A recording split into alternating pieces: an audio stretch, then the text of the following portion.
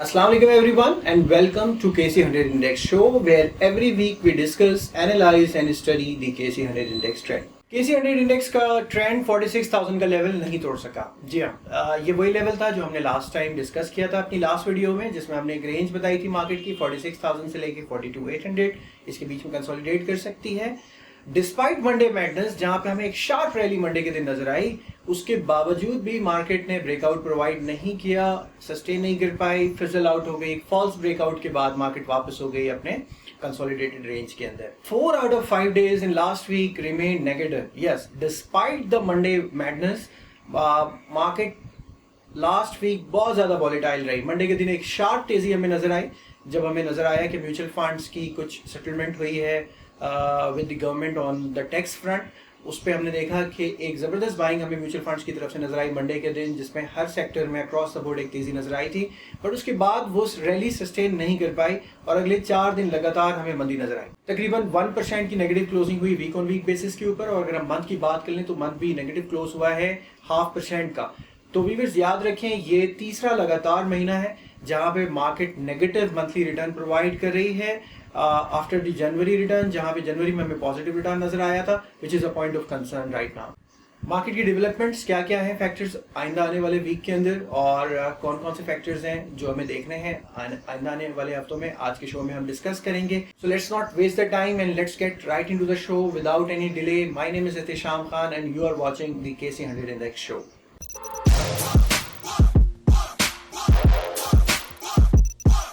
Alright viewers, तो हम जरा नजर डाल लेते हैं ईके ग्लोबल वॉच लिस्ट। जैसे कि हमने लास्ट वीक आपसे डिस्कस किए थे 5 ट्रेडिंग आइडियाज, वो 5 स्टॉक्स जो हमें लग रहा था कि मोमेंटम वाइज ब्रेक आउट कर सकते। तो देखते हैं कि उन स्टॉक्स ने कैसा परफॉर्म किया। जी व्यूवर्स, तो सबसे पहले अगर हम नज़र डाल लें हमारे ईके ग्लोबल वॉच लिस्ट में, जो सबसे पहला शेयर था वो था GGL। अच्छी मूवमेंट हमें नज़र आई, गैप अप के साथ ये ओपन हुआ और उसके बाद इसमें कंटिन्यूएशन नज़र आई और इसने ईजिली हमारा टारगेट 33 रुपीज़ का इसने अचीव किया। उसके बाद इसने काफ़ी अच्छा एक मोमेंटम ऊपर की तरफ भी दिखाया और 45.96 के हाई तक को इसने टच किया और उसके बाद हमें दोबारा इसके अंदर एक सेलिंग नज़र आई। नंबर सेकंड के ऊपर जो शेयर था वो था TRG। TRG को अगर हम देखें तो TRG ने भी एग्जैक्टली 85 रुपीज़ का टारगेट अचीव किया लास्ट वीक जो हमने डिफ़ाइन किया था। इसने टारगेट को मीट किया। टारगेट मीट करने के बाद जो इसकी अपवर्ड रेजिस्टेंस लाइन थी उसको इसने ऑनर करने के बाद ये नीचे आ गया है। तो इसके अंदर भी हमारा टारगेट अचीव हुआ। उम्मीद है आप सब लोगों ने इसमें एक प्रॉफिटेबल ट्रेड्स की होंगी। नंबर थर्ड हमारा शेयर था यूनिटी फूड। और अगर हम यूनिटी फूड को देखें तो यूनिटी फूड ने भी एक अच्छा एक मूव दिखाया ओवर द वीक और तकरीबन 33.65 का हाई लगा। 33 का हमारा टारगेट था, इसमें टारगेट अचीव हुआ और उसके बाद ये शेयर नीचे आ गया। नंबर फोर्थ हमारा शेयर है पायनियर सीमेंट। पायनियर सीमेंट के अंदर भी अगर हम देखें तो पायनियर सीमेंट के अंदर एक हमें तेज़ी नज़र आई 129.50 तक और उसके बाद ये वापस नीचे की तरफ आया और नीचे की तरफ आके इसने तकरीबन 120 का लो लगाया। स्टॉप लॉस अभी तक इसका सिक्योर है और ट्रेड्स जो है वो इंटैक्ट हैं। आई थिंक ये लोअर लेवल्स के ऊपर जहाँ पे भी हमें मिले हम इसमें पोजीशन बिल्ड कर सकते हैं। इसी तरह से हमारा अगला शेयर था अटक रिफाइनरी, जिसके अंदर भी हमें एक इंटरनल स्ट्रक्चर्स के अंदर हमें तेज़ी नज़र आई। उसके बाद इसने एक हाई टच किया तकरीबन 244.99 का और उसके बाद इसमें सेलिंग नज़र आई। स्टॉप लॉस में भी अभी तक प्रोटेक्टेड है। Last week EK global watch list had a very good week, जहां पे हमें बहुत अच्छे प्रॉफिटेबल ट्रेड सेटअप्स नजर आए और हमने उनके अंदर प्रॉफिट्स भी मीट किए टारगेट मीट करते हुए। With that being said, let's move into our next segment of the show which is market last week.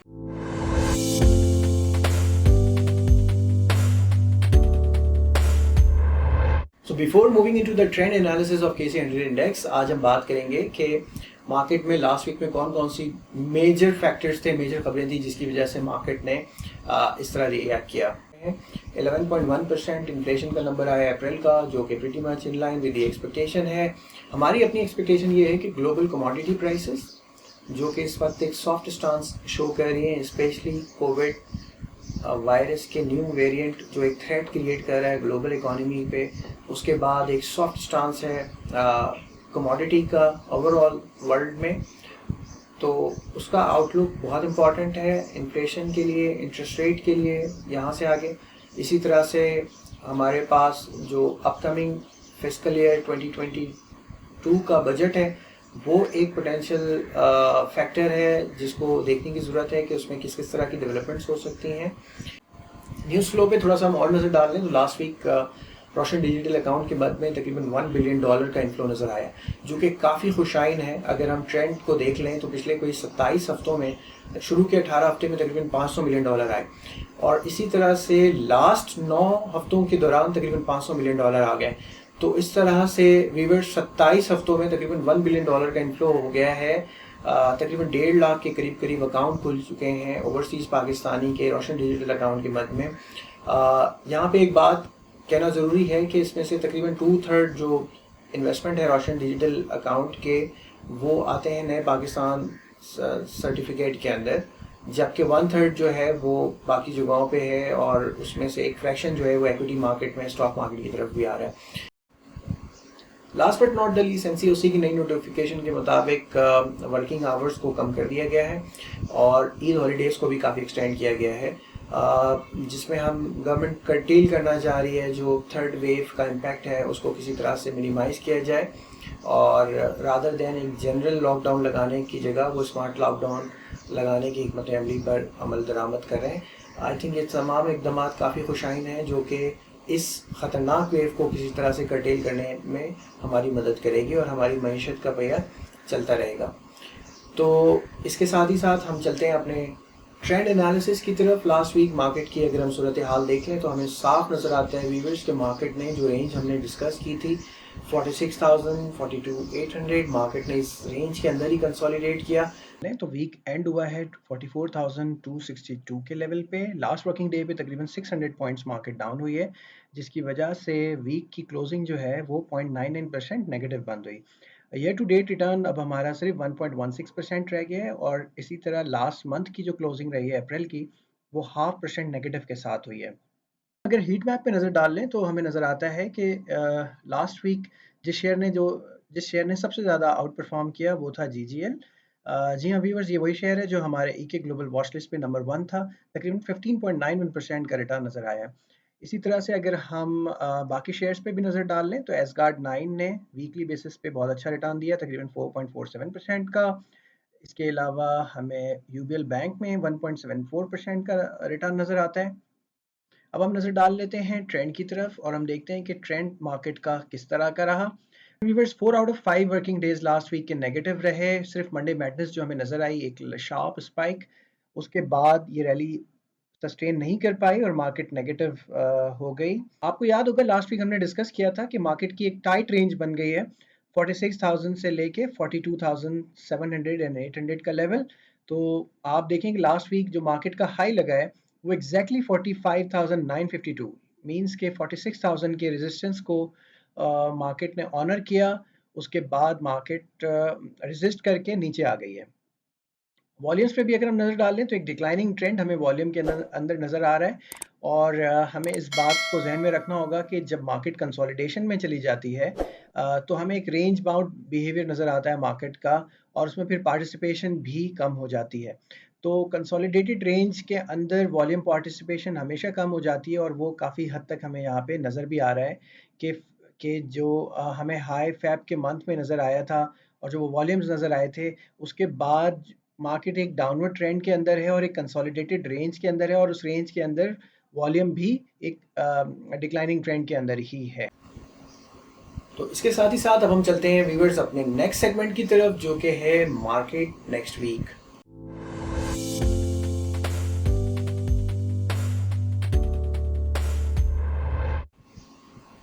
Alright viewers, इस वीक में हम देखेंगे आइंदा आने वाले वीक के अंदर जो जो फैक्टर्स हो सकते हैं जिसमें हमें नज़र रखने की ज़रूरत है। ख़ास तौर पे अगले हफ्ते जो है हमारे पास लिमिटेड ट्रेडिंग आवर्स हैं बिकॉज़ हमारी ट्रेडिंग टाइमिंग को कम कर दिया गया है। जैसा कि आप जानते हैं नई नोटिफिकेशन के मुताबिक ट्रेडिंग आवर्स काफ़ी हद तक कम कर दिया गया है और नेक्स्ट वीक के बाद हमें एक लॉन्ग ईद हॉलीडेज़ नज़र आ रहा है। तो ये तमाम फैक्टर्स व्यूअर्स इन्वेस्टर अपने जहन में रखिएगा अगले हफ्ते काम करने से पहले। आई थिंक ओवरऑल जो कंसोलिडेशन नज़र आ रही है मार्केट की, जो कोरोना के नंबर्स जिस तरह से नज़र आ रहे हैं, जो इन्फेक्शन रेट है, बजट आने वाला है, 2022 फिस्कल ईयर 2022 का, ये तमाम फैक्टर्स आई थिंक मार्केट में हॉन्ट करेंगे, मार्केट के लिए एक इम्पॉर्टेंट फैक्टर्स होंगे जिस पे इन्वेस्टर अपने जहन में ये तमाम फैक्टर्स को रखते हुए काम करेगा। अगर हम थोड़ा सा ट्रेंड देख लें तो हम ट्रेंड के ऊपर हम देख लेते हैं मार्केट में किस किस तरह की पॉसिबिलिटीज़ हो सकती हैं। जी हाँ व्यूअर्स, नेक्स्ट वीक अगर मार्केट के ट्रेंड के ऊपर हम नज़र डाल लें तो हमें ये साफ नज़र आता है कि 46,000 का जो लेवल है रेजिस्टेंस का, वो एक ब्रेकआउट लेवल भी है। अगर मार्केट किसी भी लेवल पे, अगर मार्केट किसी भी टाइम उस लेवल से ऊपर जाती है तो हमें एक अपवर्ड डायरेक्शन नज़र आएगी। जी viewers, for the time being हम अगर देखें तो 46,000 का जो ये लेवल है वो काफ़ी क्रूशल प्ले हो रहा है और मार्केट ने तकरीबन 2 दफ़ा इस लेवल को ऑनर किया, उसके बाद से नीचे आ गई है। तो अपेरेंटली ये लेवल रेजिस्टेंस का लेवल है और मार्केट इसको ऑनर कर सकती है अगेन। और डाउनवर्ड ट्रेंड के ऊपर 43,400 एंड 42,700 का स्टॉप लॉस लेवल हमें रखना चाहिए और इसको नज़र में रख के हम आगे मार्केट में काम कर सकते हैं। ऑलराइट व्यूअर्स, तो ये थी अपडेट मार्केट की ट्रेंड एनालिसिस की फॉर द अपकमिंग वीक। अब हम चलते हैं अपने थर्ड सेगमेंट की तरफ जो कि है ईके global watch list.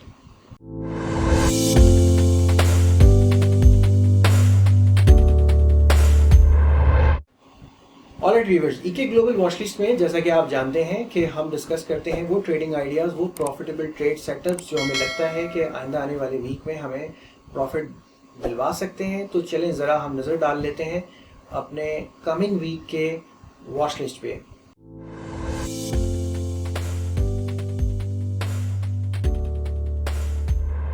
Alright viewers, जो हमारा पहला शेयर है ईके ग्लोबल वॉच लिस्ट में वो है हबको। अच्छी खासी इसमें हमने सेलिंग देख ली है रीसेंट हाई से, तकरीबन जब इसने 93 रुपीज़ का हाई टच किया था वहाँ से अच्छी खासी हमें इसमें करेक्शन नज़र आ चुकी हुई है। शेयर काफ़ी हद तक एग्जॉस्टेड नज़र आ रहा है।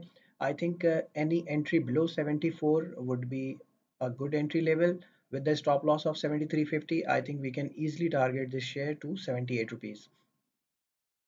नेक्स्ट हमारा शेयर जो है वो है टीआरजी।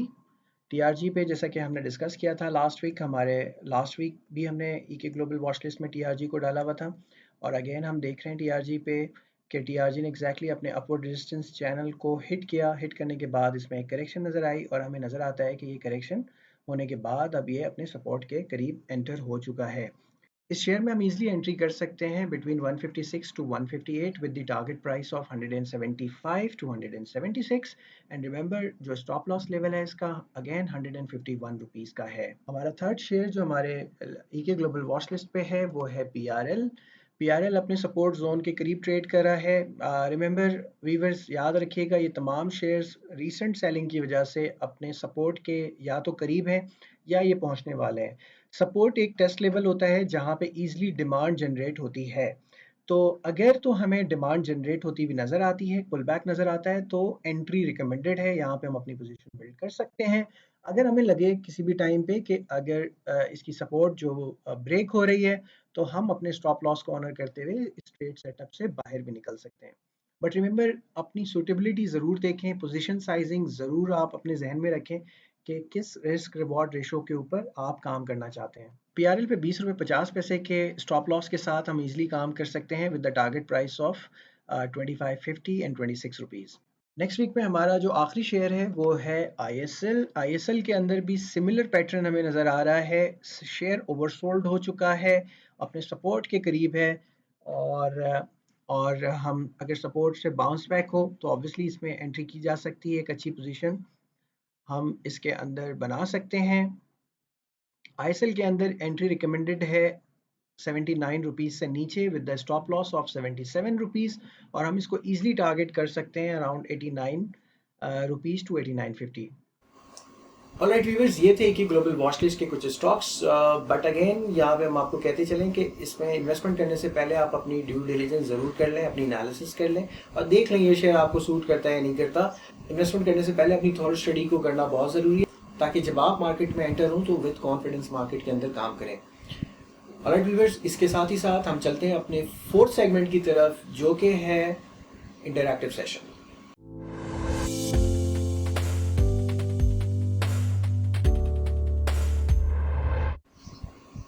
ऑलराइट व्यूअर्स, इस सेशन में जैसा कि आप जानते हैं कि हम आपके कोई क्यूरीज, आपके क्वेश्चंस को, हम अपने सजेशंस को इस प्रोग्राम में शामिल करते हैं। तो हमारे लास्ट वीक के वीडियो के ऊपर जो हमारे पास एक सवाल आया था वो आया था कि what should be the risk reward ratio before entering into the trade setup. किसी भी ट्रेड में एंटर होने से पहले रिस्क रिवॉर्ड रेशो क्या होना चाहिए। तो व्यूअर्स याद रखें कि रिस्क रिवॉर्ड रेशो बिल्कुल वेरी करता है पर्सन टू पर्सन। आपके अपने रिस्क एपेटाइट के ऊपर रिस्क रिवॉर्ड रेशो मैटर करता है कि आपका अपना रिस्क टॉलरेंस क्या है। अगर आप एक रिस्की इन्वेस्टर हैं तो आप ज़्यादा रिस्क ले सकते हैं, देन डेफिनेटली आपका रिस्क ज़्यादा होगा। अगर आप रिस्क कवर्स इन्वेस्टर हैं तो आपका रिस्क कम होगा, आपका रिवॉर्ड ज़्यादा होना चाहिए। Ideally speaking risk reward ratio में रिस्क कम होना चाहिए, रिवॉर्ड ज़्यादा होना चाहिए, मगर ये हमेशा ज़रूरी नहीं है। कभी कभार आपकी सूटेबिलिटी को देखते हुए, आपकी अपनी रिस्क एपेटाइट को देखते हुए आप रिस्क ज़्यादा भी ले सकते हैं, बशर्त ये है कि आप विद कॉन्फिडेंस उस ट्रेड के अंदर आप अपनी पोजीशन बना रहे हो।